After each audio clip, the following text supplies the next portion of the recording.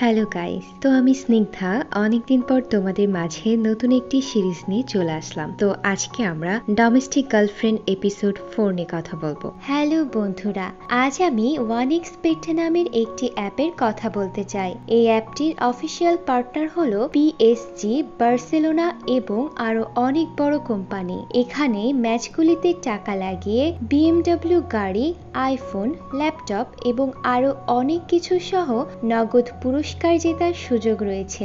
এই অ্যাপে আপনি সমস্ত লাইভ ম্যাচের ফলাফল এই অ্যাপেই দেখতে পারবেন। আপনি ভবিষ্যৎবাণী করে বাজি ধরতে পারবেন, যেমন কোন দল জিতবে, কোন দল কত রান করবে এবং কে সর্বোচ্চ স্কোর পাবে। এছাড়াও রয়েছে বিভিন্ন ধরনের খেলা এবং রেজিস্ট্রেশন করার সময় আমার প্রচার কোড ONLYJ ব্যবহার করে প্রথমবার ডিপোজিট করলে 26,000 রুপি পর্যন্ত পান। আপনি সহজেই পেটিএম, ব্যাংক এবং অন্যান্য সহজ পদ্ধতির মাধ্যমে আপনার টাকা তুলতে পারবেন। আমি অনেকদিন ধরে এটি ব্যবহার করছি, আপনি এটি ব্যবহার করতে পারেন। তাহলে আর দেরি কিসের? পিন কমেন্টে লিংক ও প্রোমো কোড পাবেন এবং নগদ পুরস্কার জিততে প্রোমো কোড ব্যবহার করবেন। তো এপিসোডের শুরুতে আমরা রুই এবং ফুজিকে দেখতে পাই, যারা কিনা স্কুলে ছিল। তো এরপর আমরা হিনাকে দেখতে পাই, যে কিনা তার স্টুডেন্টদেরকে ভলিবল খেলা শেখাচ্ছিল, মানে হলো সেই স্কুলের ভলিবল টিচার। তো এরপর আমরা দেখি রুই এবং ফুজি লুকিয়ে লুকিয়ে তাকে দেখছিল। আসলে তারা এখানে এটা দেখতে এসেছিল যে হিনা কার সাথে ডেট করে আর তার বিহেভ দেখতেই বা কেমন। তো এরপর আমরা একটি পাস্ট সিন দেখতে পাই, যেখানে ফোমিয়া রুই এবং ফুজিকে বলছিল তোমাদের আগে বের করতে হবে হিনা কার সাথে ডেট করে এবং তার বিএফ কে। যখনই তার বিএফ কে তোমরা দেখতে পাবে তখনই অ্যাটাক করে বসবে। তো এরপর আমরা ফুজিকে দেখতে পাই, যে কিনা রুইকে বলে চলো চলে যাই, আমার আনইজি ফিল হচ্ছে আর এমনিতেই আমাদের অনেক দেরি হয়ে যাচ্ছে। তো তখন রুহি বলে আমি খাওয়ার জন্য কিছু জিনিস এনেছি। আর এখানে আমরা রুইয়ের ফেস দেখে বুঝতে পারি যে সে অনেক বেশি সিরিয়াস। তো এরপর হিনা সবাইকে বলে আজকের মতো বাই, কারণ আমার সময় শেষ হয়ে গিয়েছে এবং আমাকে যেতে হবে। তো তখন আমরা রুই এবং ফুজিকে দেখি তারা একে অপরকে বলছিল সময় এসে গেছে সেনসাইকে ফলো করার, আমাদের জানতেই হবে যে সেনসাই কোথায় যায় এবং কার সাথে যায়। তো হিনা যখন বাহিরে বের হয়ে যায় তখন রুই আর ফুজিও তাকে ফলো করতে শুরু করে। তো তারা হিনাকে একটি বারে যেতে দেখে ড্রিঙ্ক করতে। তো এটা দেখে তারা দুজন ভাবতে লাগে হিনা ড্রিঙ্ক করতে এখানে কেন এসেছে। তো ফুজি ভাবে হয়তো হিনার বিএফ এখানে আসবে। তো এদিকে হিনা অনেক বেশি ড্রিঙ্ক করেছিল। তো এরপর ফুজি ভাবতে শুরু করে যে কোন টাইপের ছেলে হবে যার সাথে হিনা ডেট করতে এসেছে। তো এরপর রুই ঘুম থেকে জেগে ওঠে, কারণ বেচারি ওয়েট করতে করতে ঘুমিয়েই পড়েছিল। তো ঘুম থেকে সে উঠে ফুজিকে জিজ্ঞাসা করে হিনার বিএফ কি এসেছে, যা শুনে ফুজি বলে না, কিন্তু হিনা 4 ঘন্টা ধরে ড্রিঙ্ক করছে। তো বারের শপকিপারও হিনাকে বলছিল আর কত খাবে, এইবার তো থামো। তো বুঝতেই পারছো সে হয়তো অনেক কষ্টে আছে, তাই সে এত ড্রিঙ্ক করছে। তো এরপর ফুজি বলে হয়তো হিনা আর তার বিএফ একে অপরের সাথে আজ দেখা করবে না। তখন রুই তাকে বলে আমি হিনার রুমে গিয়ে তার ডায়েরিতে লেখা দেখেছিলাম যে সে আর তার বিএফ একে অপরের সাথে দেখা করবে, আর সেখানে একটি ছেলের নামও লেখা ছিল যার নাম ছিল সু, আর সেই হিনার বিএফ। তো এরপর আমরা দেখতে পাই শপকিপার হিনাকে ধরে বাড়ির বাহিরে পর্যন্ত এগিয়ে দেয়। তখন হিনা এক দৌড়ে সেখান থেকে যেতে লাগে। তো এটা দেখে ফুজি বলে হয়তো হিনার খেয়াল হয়েছে যে তার বিএফ এর সাথে দেখা করতে যেতে হবে, আর তাই সে লেট হয়ে গেছে বলে দৌড় দিয়ে নিজের বিএফ এর কাছে যাচ্ছে। তো যার কারণে ফুজি আর রুইও তাকে ফলো করতে লাগে। আর তখন ফুজি রুইকে বলে আমি তো হাঁপিয়ে পড়েছি। তো এরপর তারা দেখতে পায় হিনা কিছু ছেলেদের কাছে গিয়েছে কোন একটি শো দেখতে। তো কিছুক্ষণ পর ওই ছেলেদের থ্যাঙ্কস জানায় এত ভালো ভালো শো করার জন্য, আর সেই মুহূর্তে তাকে অনেক হ্যাপি দেখাচ্ছিল। তো এরপর আমরা দেখতে পাই সেখানে ফুজির ফ্রেন্ড ফোমিয়াও চলে আসে এবং রুই আর ফুজিকে জিজ্ঞাসা করে তোমরা কি কিছু জানতে পেরেছো? তখন ফুজি তাকে বলে তেমন কিছু তো জানতে পারিনি, বাট এটা বুঝতে পেরেছি হিনা নিজের সময় একা খুব ভালো করে কাটিয়ে দিতে পারে, তার নিজের সাথে কারো প্রয়োজন হয় না। আর বলতে গেলে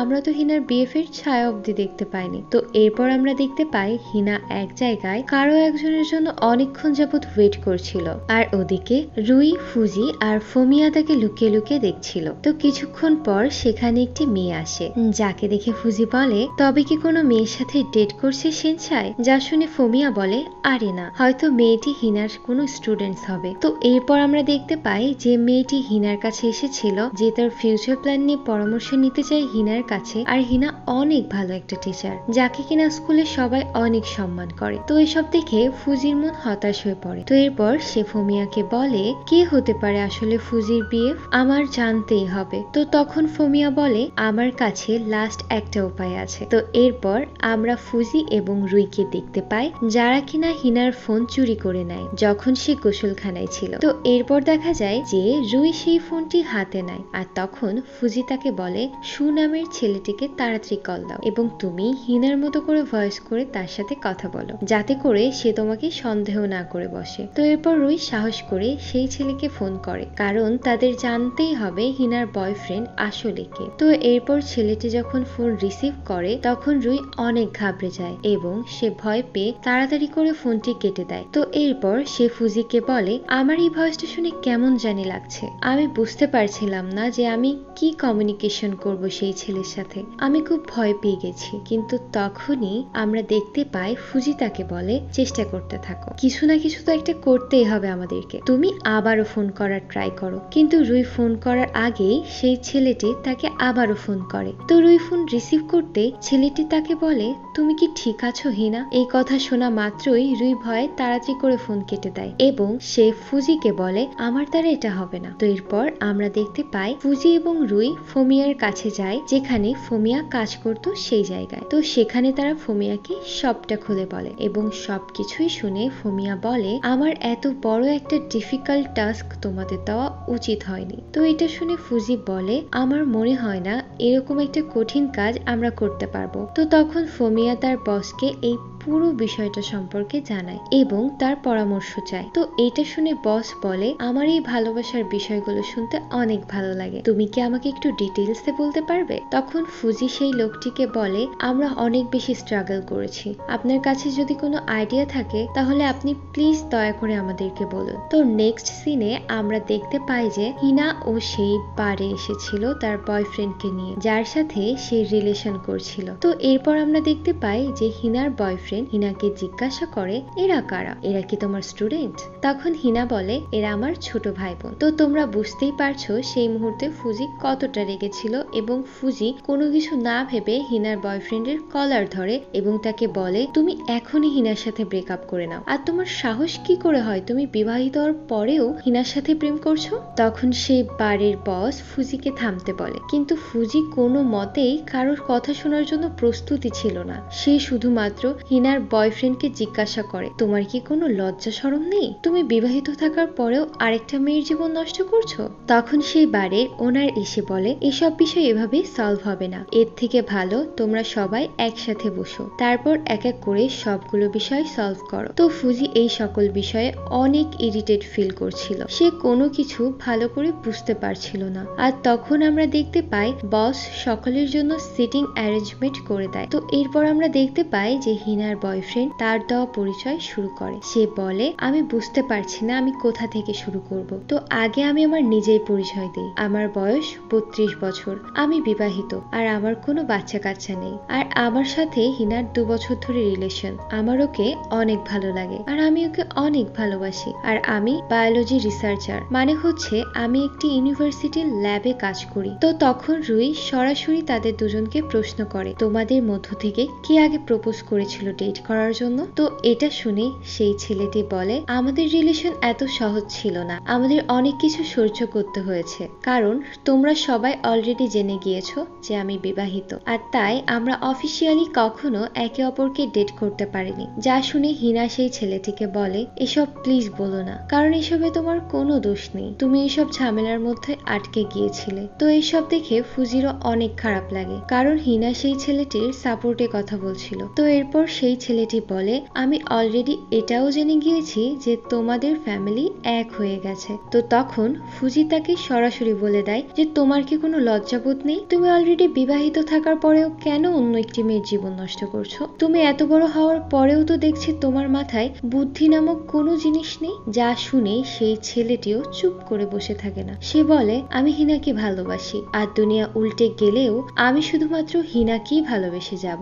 এখন তোমরা আমাকে যাই বলো না কেন, আমি কোনো কিছুকেই তোয়াক্কা করি না। তো এরপর সেই ছেলেটি ফুজিকে জিজ্ঞাসা করে, আমি যদি আমার বর্তমান ওয়াইফকে ডিভোর্স দিয়ে হিনাকে বিয়ে করি তাহলে কি তোমাদের কোনো সমস্যা আছে? হয়তো এটাতে কারো কোনো সমস্যা থাকার কথা না। তো ফুজি এগুলো শুনে একেবারেই চুপ হয়ে যায়। আসলে বেচারা বলবেই বাকি, কারণ সে নিজেই তো হিনাকে পছন্দ করে। তো কিছুক্ষণ পর সে আবারও সেই ছেলেকে বলে, তুমি কি জানো তোমার জন্য সবসময় হিনা কান্না করে, কষ্ট পায়, তুমি সবসময় তাকে উদাস রাখো। তো এটা শুনে সেই ছেলেটি হিনার হাত ধরে এবং তাকে জিজ্ঞাসা করে, তুমি কি সত্যি আমার জন্য কষ্ট পাও? এগুলো দেখে ফুজির প্রচন্ড রাগ হচ্ছিল। সে মনে মনে বলছিল, আমি এখন কি করব? আমার মন চাচ্ছে এই ছেলের মুখের ওপর পানি মারি। তো ফুজি এই কথা ভাবতে না ভাবতেই রুই তার বোনের বয়ফ্রেন্ডের মুখের ওপর এক গ্লাস পানি ছুঁড়ে মারে। তো এটা দেখে ফুজি অনেক খুশি হয়, আর সেখানকার কর্মীরাও ভাবে কি অদ্ভুত একটা কাণ্ড। আমরা দেখতে পাই যে রুই সেখান থেকে পালিয়ে যায়, আর ফুজিও তার পেছন পেছন যায়। তো এরপর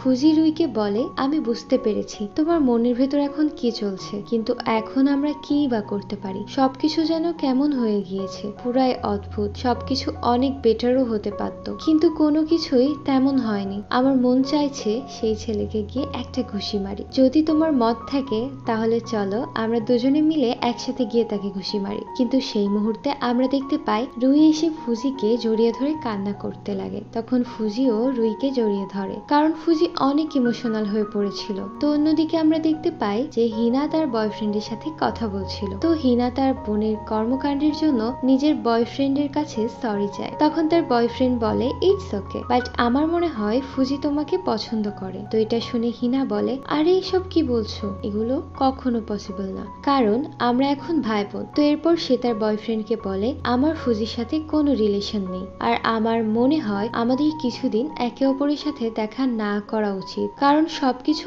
আস্তে আস্তে বিগড়ে যাচ্ছে, আর আমাদের একে অপরের সাথে দেখা করাটাও অনেক বেশি হার্ড হয়ে যাবে। তো তখন হিনার বয়ফ্রেন্ড তাকে জড়িয়ে ধরে এবং তাকে বলে, তুমি অন্যকে নিয়ে যতটা ভাবো অন্যরাও কি তোমাকে নিয়ে ততটা ভাবে? তো পরদিন সকালে ঘুম থেকে ওঠার পর ফুজি এবং রুই ওয়াশরুমে ফ্রেশ হওয়ার জন্য যায়। তো তখনই তারা একে অপরের চুল নিয়ে মজা করতে শুরু করে। তো ফুজি রুইকে বলে, দেখো তোমাকে কেমন দেখাচ্ছে? তো তখন রুই ফুজিকে বলে, তুমি নিজের দিকে আগে দেখো, তোমার চুলগুলো কেমন অদ্ভুত দেখাচ্ছে। তো এরপর তারা সকলে যখন টেবিলে বসে খাবার খাচ্ছিল তখন ফুজির বাবা ক্যালেন্ডার দেখে বলে, আজ তো সেই স্পেশাল দিন, তাহলে এক কাজ করা যাক, আজকে আমি রাতে সুশি অর্ডার দিব। তখন ফুজি তাকে না করে দেয় এবং বলে, আজ তো সেই দিনও, আর এটা আমি কি করে ভুলে যেতে পারি? তখন হিনা তাকে জিজ্ঞাসা করে, তুমি প্রেজেন্টে কি চাও? যা শুনে ফুজি বলে, আমি কিছুই চাই না। তো এরপর আমরা ফুজিকে একটি কবরস্থানে যেতে দেখি, যেখানে গিয়ে ফুজি বলতে লাগে,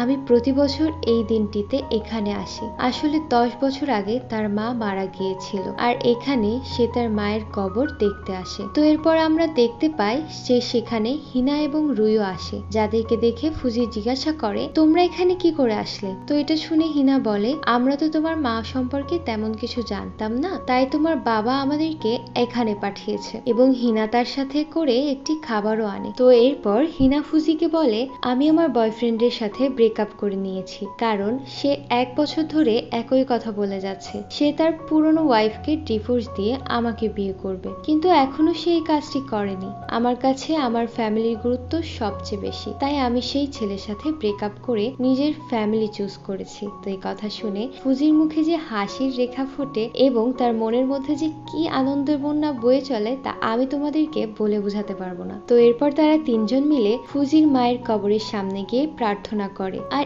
এরই মাধ্যমে এই এপিসোডটি এখানেই শেষ হয়ে যায়। তো আজকের ভিডিওটি কেমন লাগলো অবশ্যই তোমরা কমেন্ট করে জানাবে, এবং নেক্সট পার্ট দেখতে হলে অবশ্যই এই ভিডিওটিতে লাইক করে আমাদের চ্যানেলটিকে সাবস্ক্রাইব করে দিবে। তো সবাই ভালো থাকবে, সুস্থ থাকবে। আল্লাহ হাফেজ।